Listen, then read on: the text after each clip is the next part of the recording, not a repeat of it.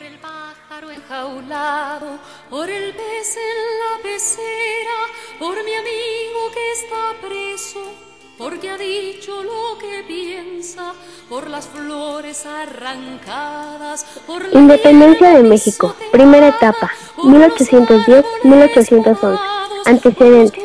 Hacia la segunda década del siglo XVIII, la estructura económica, política y social de la Nueva España, después de casi 3 siglos en que se pretendió imponer modelos socioculturales, la realidad era de que habían formado valores propios, que en nuestro caso representaban un sello de identidad, que no era mejor ni peor que el español, solo era diferente. En esta época, los peninsulares adquirían las mayores ventajas en el momento de recibir los nombramientos eclesiásticos o civiles, de manera que los criollos y euromestizos formaron un natural recelo. En la medida en que se aproximaba el fin del periodo colonial, el régimen de castas se iba debilitando y en todos los grupos mencionados se notaba un reciente impulso de lucha y el deseo de participar. Este siglo, también conocido como el de la Ilustración, porque los conceptos surgidos de ello dieron luz para que se transformara la vida política, social e intelectual en todo el mundo. Y con este pensamiento se destacaron 2 acciones. La primera, que fue la decisión de separarse del control económico y político que ejercía Inglaterra en las 13 colonias de América, y que culminó vigorosamente la Declaración de Independencia en 1877. Francia fue el segundo escenario, con el acontecimiento histórico de la Revolución, que se inició en 1789 con una trascendencia liberal y republicana, el inicio de la independencia.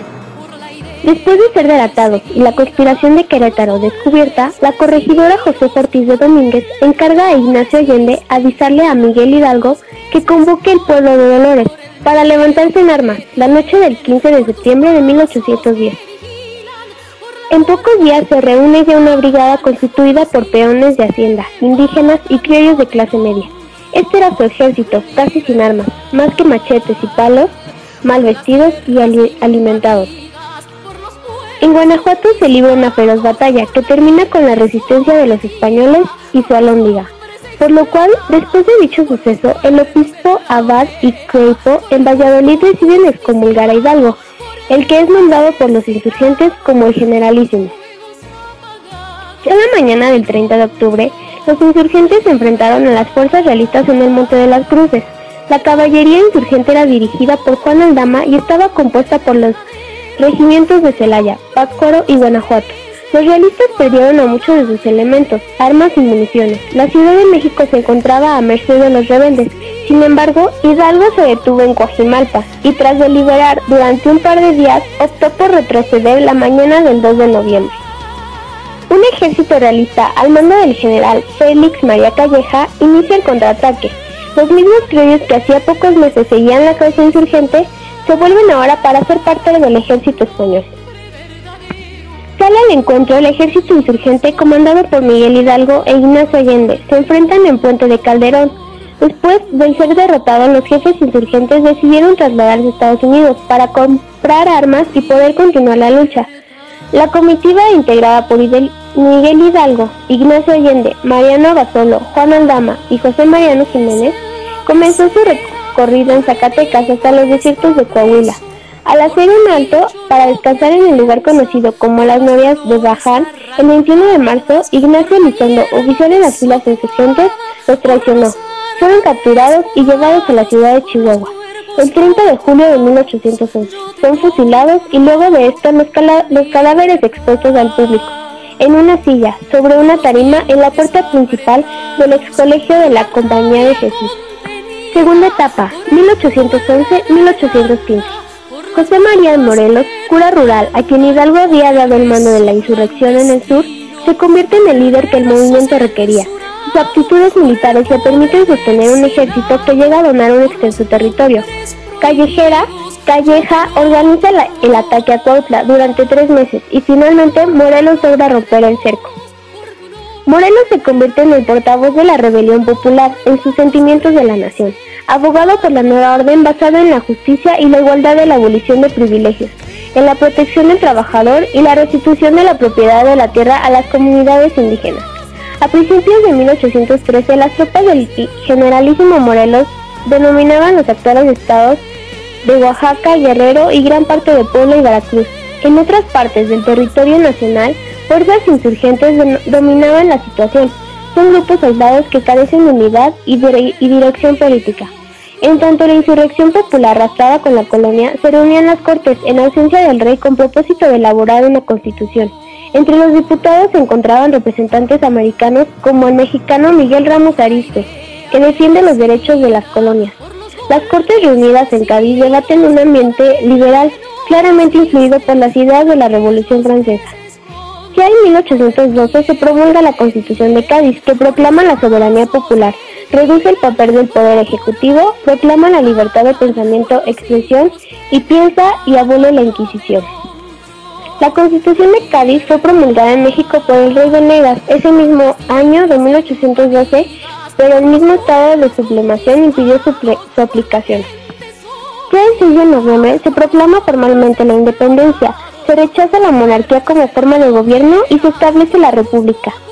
El 22 de octubre de 1814 se determina la redacción de la Constitución de Apatzingán, que establece el sistema representativo nacional, separación de los tres poderes de los derechos de los ciudadanos y la libertad de expresión. En el artículo 5 dice que la soberanía reside originalmente en el pueblo y su ejército de la representación nacional compuesta de diputados elegidos por los ciudadanos.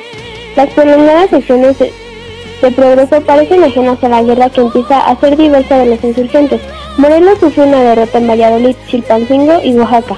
Están en poder de los realistas. A su vez, los congresistas, temerosos de otorgar el poder excesivo a Morelos como titular del Ejecutivo, limitan sus acciones militares. Por tratar de proteger los erráticos movimientos del Congreso, Morelos cae en manos de los realistas y fue fusilado el 22 de diciembre de 1815 en San Cristóbal Ecatepec. Tercera etapa, 1816-1819. El nuevo virrey, Juan Ruiz Apocada, destituyó de Calleja debido a sus crueldades y excesos. Prometió el perdón a los insurrectos si entregaban las armas. Muchos de ellos lo aceptaron, pues creyeron pérdida de lucha. Esto fue un golpe para los que seguían luchando. Mina ya había demostrado su valor y capacidad bélica en Navarra, luchando contra los invasores franceses. Esto fortaleció su inclinación favorable a los principios revolucionarios de la época. Mina juzgaba al gobierno español de América con igual violencia que los criollos, aun a pesar de que era el español. Se recordará que algunos insurgentes representaban todavía el nombre de Fernando VII en el año de 1814. A fin de conciliar su conducta con el concepto de patria, decía Mina, acogido al universalismo de las ideas liberales, la causa de los españoles no degenerados la patria no es circunstancia, el lugar que hemos nacido, sino más propiamente al que pone al cubierto nuestros derechos individuales. De esta suerte, innova audazmente el Parlamento del problema político de América. Insurgentes y españoles liberales luchaban por la causa común de la libertad contra el mismo tirano. Los defensores de la colonia se unieron con la pluma y las armas al nuevo y peligroso enemigo, el virrey Apocada. Decía en proclama el 12 de julio que el sacrilegio malvado enemigo de la religión tiraba a su patria y a su rey. En el fuerte Sombrerero, unidos en el jefe mexicano Pedro Moreno, resistieron vigorosamente en condenados ataques en agosto de 1817. Mina intentó obtener ayuda del exterior sin futuro alguno y los situados capitularon. El jefe Navarro, Moreno y algunos más que libraron el desastrazo.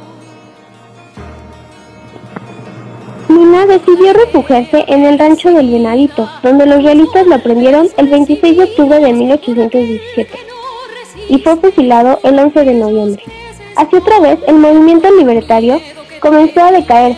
Los centros insurgentes fueron dominados por los realistas, como la Junta de Jujila, en Michoacán, que se disolvió en noviembre de 1819, y la de Palmillas en Veracruz.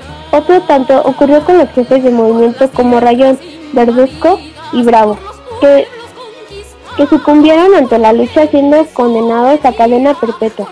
Mientras tanto, Guerrero comenzó a luchar en el CID. Cuarta etapa, 1820-1821. A lo largo de 11 años de lucha, el movimiento de independencia no mantuvo idénticas sus motivaciones originales. Lo mismo ocurrió con la vida política, específicamente en el periodo de 1821 a 1876, la cual oscilará en concordancia con los grupos que logran adueñarse del poder político. El viejo prestigio de la corona se había desgastado ante su incapacidad para restaurar el orden. cuando en enero de 1820 se presentó una coyuntura favorable para consumar la independencia. En la península, el comandante Rafael de Riego se pronunciaba por la estructuración de la Constitución de 1812 y forzaba al rey a jurarla para que las leyes se aplicaran en toda la corona española, que también se vio obligada al virrey Juan Ruiz de Apocada a promulgar las leyes en mayo de 1820, con lo que provocó que todo el imperio lo hiciera y se convocaran las elecciones a Cortes.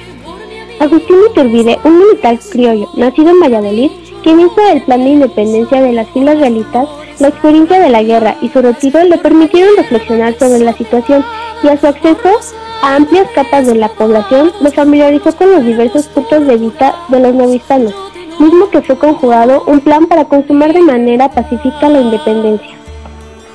Iturbide había fundado el plan sobre tres garantías: religión, unión e independencia, que resumían los empeños criollos de 1808 y los insurgentes.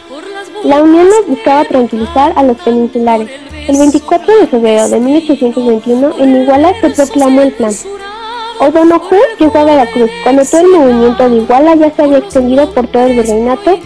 Quedó convencido de que la independencia era irreversible. Por tanto, informó al gobierno que era imposible contrarrestarla. Enseguida exigió la capitulación del ejército que ocupaba la capital, lo que permitió que el 27 de septiembre de 1821 entraran a la Ciudad de México con arcos triunfales. Recibieron entusiasmada el libertador Iturbide a Guerrero y al ejército trigarante, terminando así la independencia de México, y al día siguiente se firmó el Acta de Independencia.